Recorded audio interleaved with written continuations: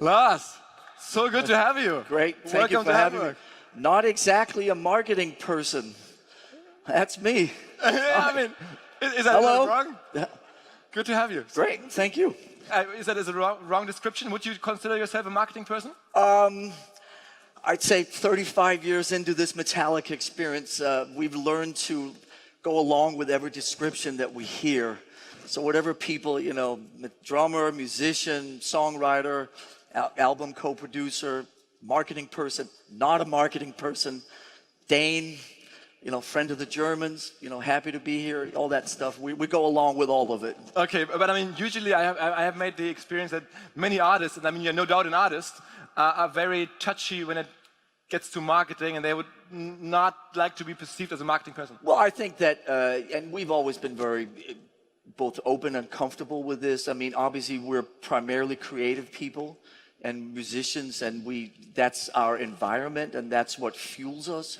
But at the same time, you can't be in a band like Metallica without having an understanding of the parallel universe, which is that in order to reach people in Germany with records or, with live appearances or whatever, that there's a whole other element, there's a whole other beast that has to be tended to. And I think you have two choices, which is either you let other people control every element of that and run with it, or you try to sort of have that part of it being an extension of who you are as a person. And we've always in Metallica been very comfortable with sort of overseeing that. I'm the guy in Metallica that oversees most of it. And I think that it's the way for the fans and the people at the receiving end of what we do to know that what they get really is Metallica and not just some product that a bunch of business people have sort of stamped the word Metallica on. When you first started Metallica, early 80s, right? 1981, yes. There was, I mean, like, I remember there's 4 bands in that genre, Slayer, Megadeth, you guys, who did I forget? Anthrax? Anthrax, yeah. They're all like somewhere, but not on the world stage anymore. Like, you are still standing as one of the most powerful brands in music, in rock music certainly. What did you do differently? Well, I don't want to sell anybody down the river here. I mean, obviously all these bands are friends of ours, peers of ours, and I have a tremendous amount of respect and love for each one of those bands. But I guess we've always felt in Metallica that we were autonomous and that we were in our own world and that we were never really, that we were misfits and that we never felt like we were part of a scene. So we've really only ever sort of charted our own course, as they say. And so we just are fiercely independent. And it's a way of, it's an approach to everything that we do, which is that we don't try to latch on to another way of doing things or piggybacking on particular trends or fashions or business styles or whatever, but we just do what is right for Metallica in our own universe. And we've made, I guess, some decisions along the way, both creatively and practically, that have put us on a different course. So it's not my place. I'm not a journalist, and it's not my place to sit and talk about why we're in a particular place and other people are not. I feel uncomfortable with that. I mean, obviously, creatively, it's very hard to explain what makes you so outstanding and so different. But you just mentioned practically over the years. What were the most important decisions practically for Metallica? Well, like I said, that the battle cry, the MO was always independence and just do our own thing and never feel that we had to serve anybody else, that we had to cater to anybody else's needs, any particular trends, any moments that were going on in business or in fashion or any kind of things that were, part of particular trends or waves. So, musically, we played harder music, but we've never particularly felt that we were part of a scene. We always felt that we sort of, when Ride the Lightning came out, our second album in 1984, there was an acoustic guitar on the song Fade to Black. And people started freaking out. Oh my God, what are they doing? But to us, it was just the next natural place to go musically. So we've always let the creative energy and the creative flow dictate what we were doing. And then, like we say, the practical, the business, you know, all that stuff kind of is a second parallel course that follows it. It's almost, to me, the analogy I give in interviews is that there's a train and we're doing our best to sort of steer the train, but at the same time, you can't just force the train to go. Sometimes you end up actually holding on as the train is moving forward rather than forcing the train to a particular place. That's kind of how we look at all this type of stuff. So sometimes you got to hold on, sometimes you got to steer, and the thing is to know when to do what at which time. When we talked earlier about your tour that's coming up in Germany, I suspected that you plan and pinpoint the cities that you play at based on population, based on on metrics and based on Instagram followers and exactly metrics, some kind of like marketing strategy. Where do we play? Where can we? And what did we base it on? Yeah, I mean that's I was surprised when you told me. Like, you tell the people, what did you base it on? Well, you're playing in Mannheim, of all places. Well, we were talking backstage before, and why are we playing in Hamburg, and why are we playing in Mannheim, and why are we playing 2 shows in Stuttgart or whatever? We're playing, I don't know if anybody's seen the show, we played in Cologne a few months ago, but we're playing basically we have almost 200,000 pounds of lighting and video screens, and we play in the middle of the arena, which is what we love to do when we play indoors, and so it's primarily based around buildings in Germany or all over Europe that can support 200,000 pounds worth of gear and production. So there you go. Instagram followers and metrics and all the rest of it is unfortunately second to who's got the strongest roof. So there you go. Now the secret's out. Okay. Do you think? I mean, let's start from the beginning. The band name is perfect for what you do. I mean, you're called Metallica. Was it a genius decision? I would call it it was quite an impulsive decision. This was even before the band was formed. I may have just be getting to know James Hetfield at the time, but I was visiting some friends in San Francisco, and a friend of mine, Ron Quintana, God bless him, we were talking over a beer in the backyard at a party. He said he had a little magazine, a little fanzine that he wanted to put out, and he asked me whether I thought Metal Mania or Metallica was the better name for his fanzine. So I said he should call his fanzine Metal Mania. And then and you took Metallica. I held on to the other, so there you go. I mean, it definitely supported your rise quite a bit, do you think, or is that a wrong perception? I guess I've never really thought about that. We just thought that there was something iconic about the way it sounded. I don't know if we had been called, OMZ, or if we'd been called, something else. If we were Philip. Here's this band from San Francisco called Philip. Whether I would be sitting here in this chair today, I have no idea. But it was the decision that was made quite impulsively. And if I told you a couple of the second option names, you should be happy that we went with Metallica, trust me. Okay. Over the years, you were quite focused on digital topics. I mean, you follow the path of digitization and how the world changes to more and more digital. You sued Napster famously. And now, how do you see the digital world? I mean, you work cooperating with Spotify or that. Is that something that you do personally, that you care about very? Well, yeah. I mean, we obviously follow. Living in San Francisco, it's hard to not be sort of enveloped in all of this. Obviously, San Francisco is where the future is being written to a degree, and it's a very small town.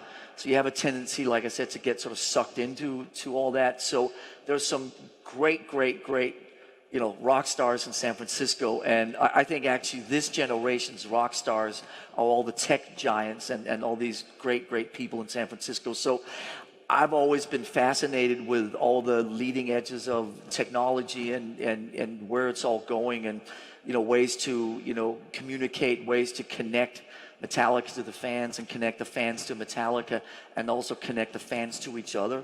So we're looking at all of this, very, very optimistically, with deep intent. And it's exciting to sort of see where it's going. And we're always trying. Our team in San Francisco gets bigger and bigger. Our digital team, we have our own building that we call HQ, very inventive name. And so we have about 25 people in that building that do our digital, all our social media. We do our own fan club. We do our own merchandise. We do, we have the studio and the rehearsal on one side. So we have a creative part of the building and then the sort of the practical part of the building. And we have a great digital team. And I think we have, 4 people that work on that, just 2 people that travel with us on the road.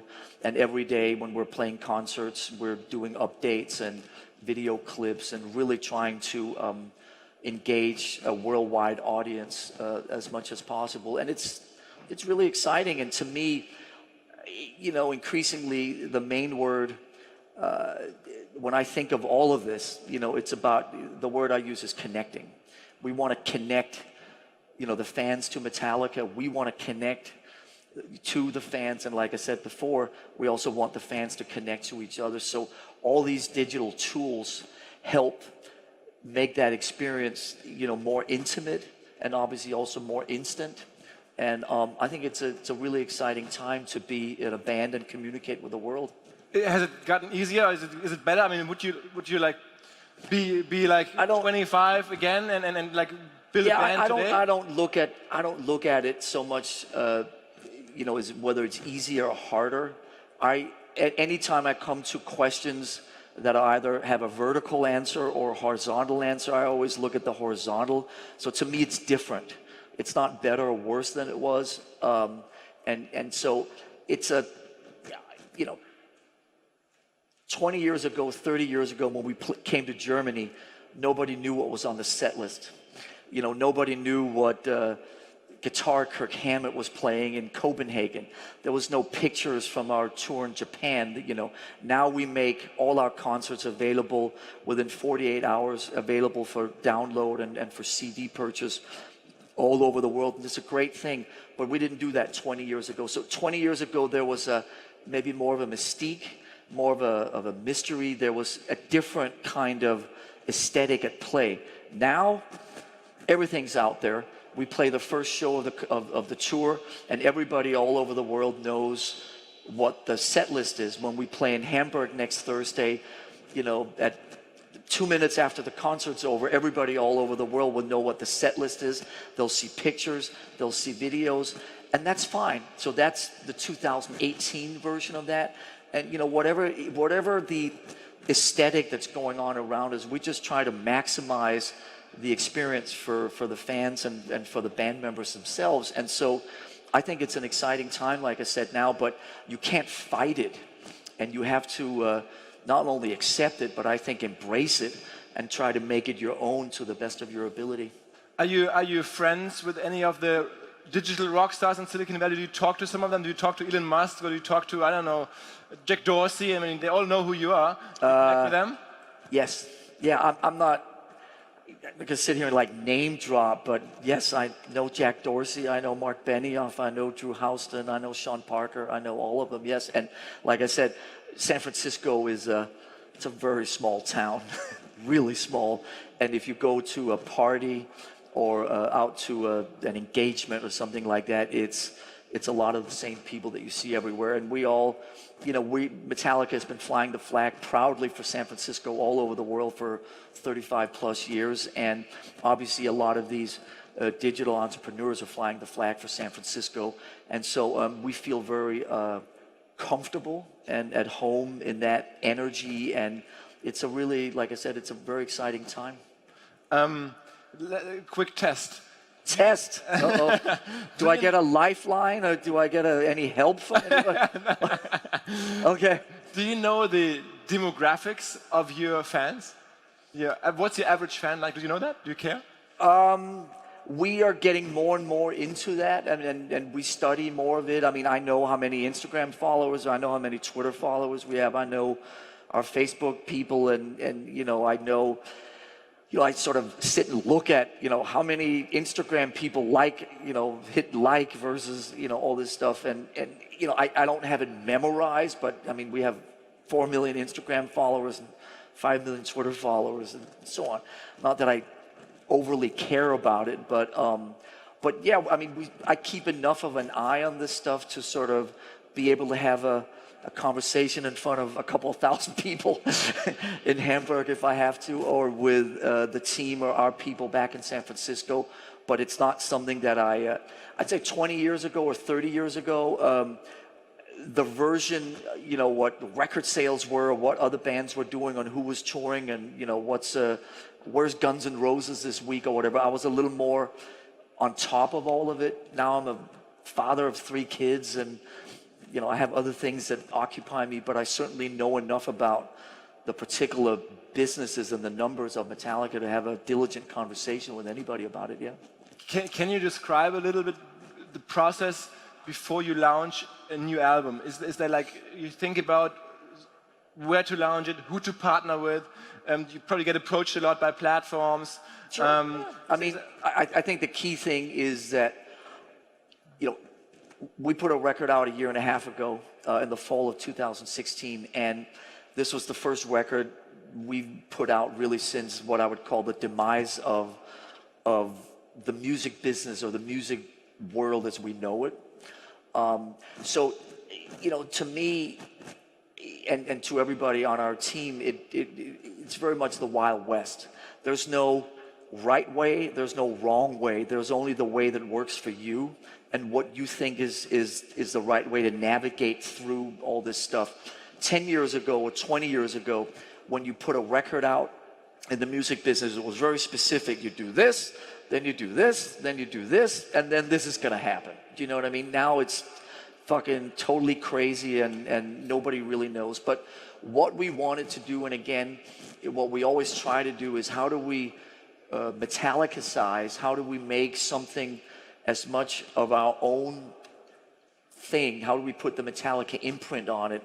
How do we find the right balances? And you know, to be honest with you, the whole campaign for the record a year and a half ago, what I loved about it was that there was a creative energy, a creative kind of undertow to it that was kind of cool, because we were making it up as we went along, and I love that kind of thing, rather than, like I said, where 20 years ago it was just everything was embedded in stone about how you were supposed to do it.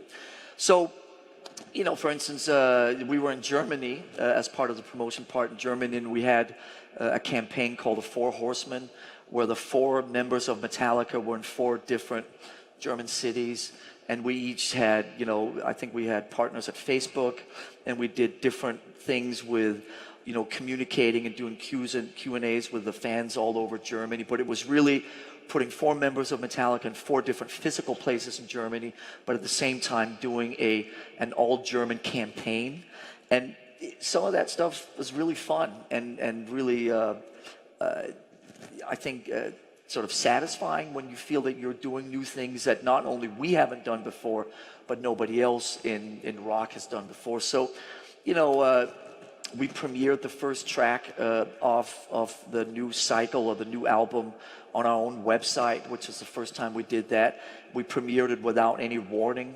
I was doing an interview with a radio station in Minneapolis, Minnesota, and he was asking me about the new record, and I said, do you want to hear one of the new songs? And we literally played it on the radio without the DJ knowing that it was coming. And 2 days later, we filmed a video for the track in the high school gymnasium next to Metallica's HQ, and we premiered it on our own website, which is the first time we've ever done that, within 24 hours. So I love the energy of these instant grad things and throwing stuff out there, and the feedback that comes from people when they don't know that it's coming, how they get sort of caught off guard, and you really hear their impulsive and momentary reactions to something. So that was a great start to the campaign. And we did a lot of what in our world is called underplays, small. We played a very small show in New York City. We played a small show in London on the day the album came out, in-store appearances in London. Lots of partnering with YouTube and doing different events. And so it's, we're trying to, again, just try to get as many different things with as many partners as possible, but make them as, sort of put the Metallica imprint on them as much as possible. This past summer, I saw the Rolling Stones here in Hamburg. It's amazing. I mean, they are like old men, right? I mean, but they're like doing like amazing stuff still. Is that like, do you see that and then as well? And is that a vision that you think, okay, well? Well, when I think of the Rolling Stones, the first two words that come to mind is not old men. It's more holy fuck. They're still doing it. They're out there in their 70s, and Mick Jagger is running a marathon on stage. And when I look at Mick Jagger, I go, that's what I want to do when I'm 72 years old or whatever. And I am going to be fucking doing it too. And so to me, it's very inspiring to see bands like the Rolling Stones, see an artist like Neil Young, see Paul McCartney out there playing 2.5 hour sets. So as far as Metallica is concerned, if our shoulders and our necks and our knees, and if all that holds up, we'll be fine. We're just getting started. And so 20 years, I mean, there's certainly no shortage of creative energy. There's no shortage of desire, and there's no shortage of kind of feeling alive and wanting to connect with people. It's only the physical part, and so if the bodies can last another 20 or 30 years, no problem. Guys at the bar, questions? Yeah. Well, all right then. That's right.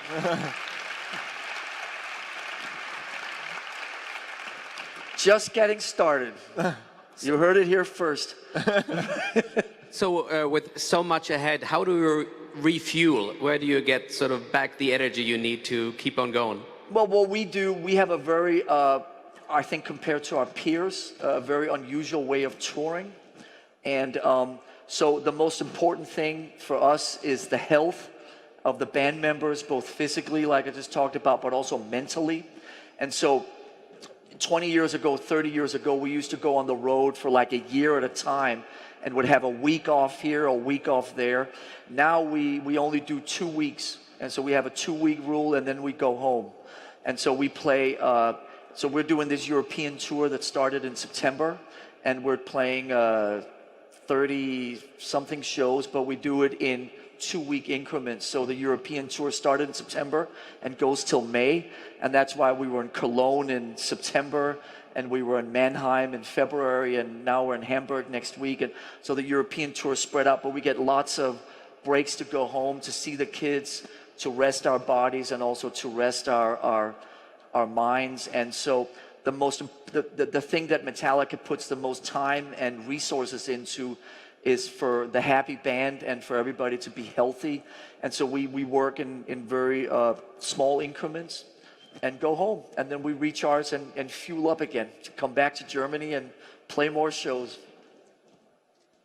You said it's about knowing when to steer the wheel or when to hold on to the train. I like that a lot. Can you maybe share a story where you misjudged that?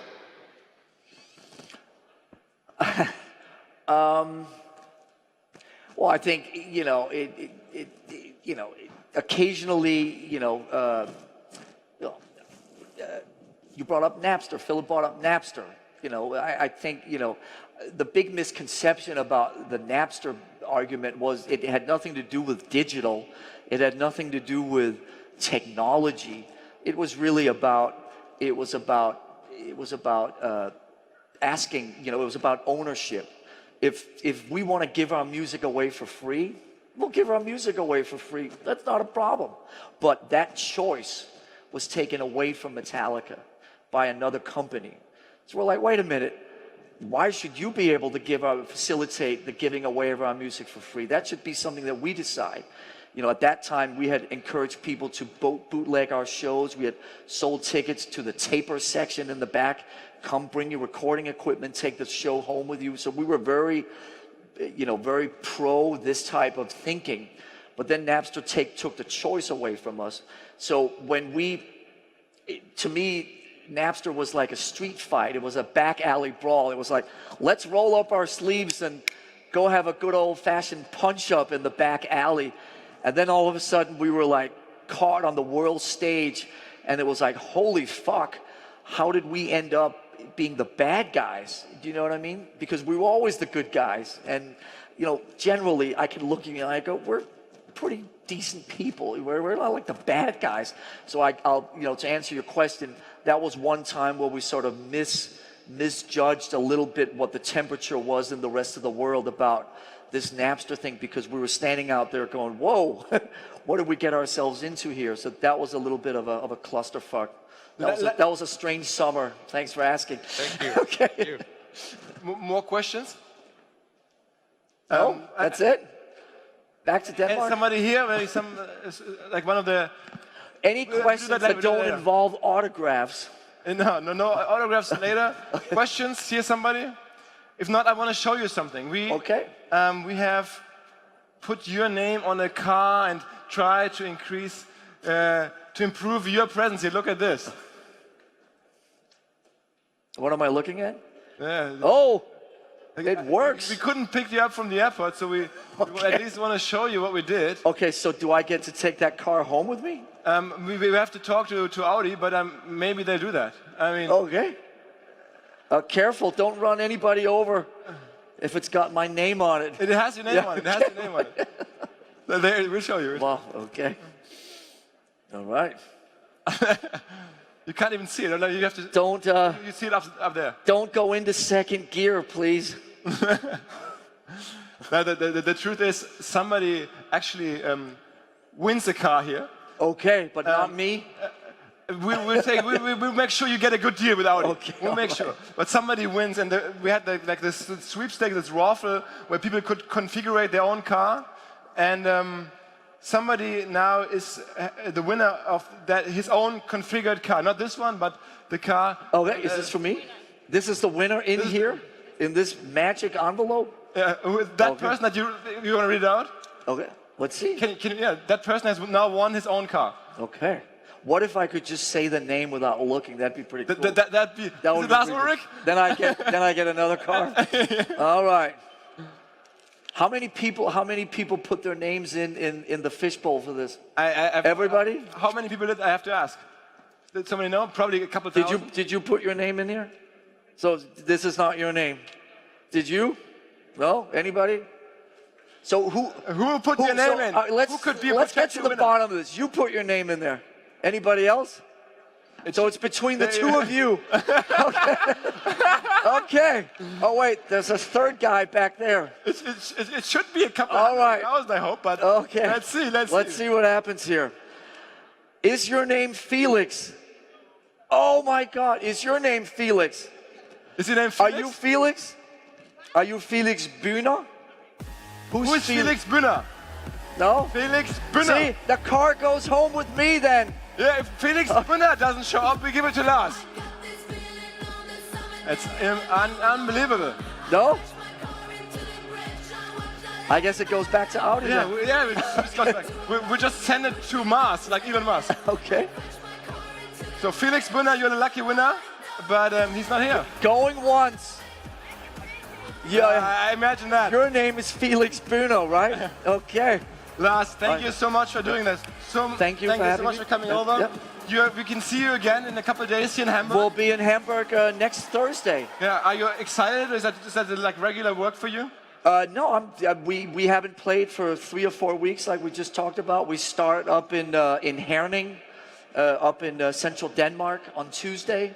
And then we do Hamburg and Vienna and Budapest and Prague. And then we come back and we play Stuttgart. 2 shows in Stuttgart, home of Porsche and Mercedes. The that's Audi. Audi's Ingolstadt. Ingolstadt. But I'm a Mercedes guy. There's Felix Bühner. Oh, there's Felix. Okay. All right, wait, let's see. Do you have any ID on you? No, the thing is, I'm not Felix Bühler. I just wanted to hug you, You man. just want to come out, that's fine. You got a hug? You even got a picture. I'm really sorry, guys. You even got a picture. See? Come on. And I get a kiss. All right. We both win. Okay. No ID? All right. Anybody else want a hug or a kiss or a car? You don't have to do that. All right. Is this show already sold out? Hamburg is sold out already? Yes, I believe it's sold out. Yes. Okay. So. But we can. I mean, you own Hamburg. Hamburg is your town. Right? Yeah, So that's true. you can just walk in. Hamburg is my town. I need to get my contingency in with me, right? That's fine. Lars, thank you so much for coming. Thank you. Enjoy the trip. Enjoy Hamburg. Thank you. And I'd see you there. I'd see you in the crowd. All right, I'll look for you. And our new best friend. Yeah. I'll make sure he has a pass. Okay. Okay. Thank you very much.